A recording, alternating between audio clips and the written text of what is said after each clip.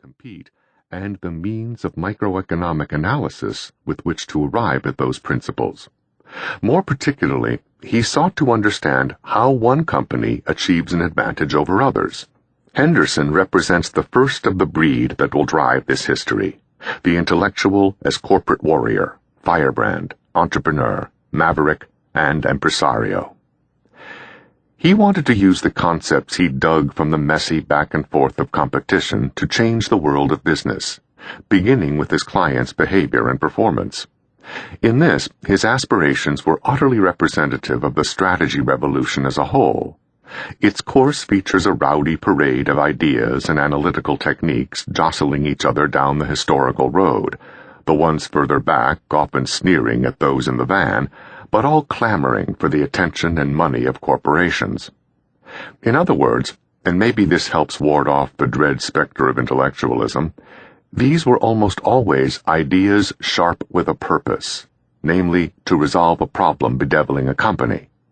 The secret intellectual history of the new corporate world is as much about the challenges companies faced, from competing with the Japanese in the 1970s to surviving a crisis in the global financial system in the 21st century, as it is about the conceptual solutions devised in response.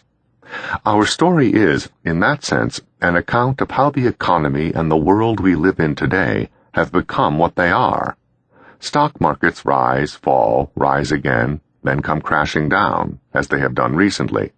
Nations wax and wane in their prosperity. Wars break out on distant frontiers. Through it all, strategy has enjoyed a remarkable constancy, the preferred, if ever evolving, framework by which companies understand what is happening to them and how they should react.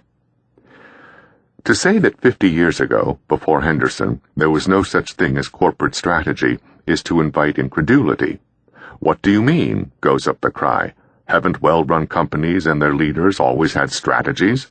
What about Rockefeller with Standard Oil, Ford with his motor company, the Watsons and IBM?" Which is as much to say, how could strategy possibly have an intellectual history? Another common belief to be overcome. To be sure, smart enterprises throughout history have had a sense of how they wanted to make money. They typically knew a lot about the products or services they sold, a middling amount about their customers, often considerably less than they do now, and as little or as much about competitors as their closeness to a monopoly position necessitated. Think of the American auto company's obliviousness to the growing threat posed by the Japanese through the 1980s. From his elevated perch as CEO, Henry Ford II dismissed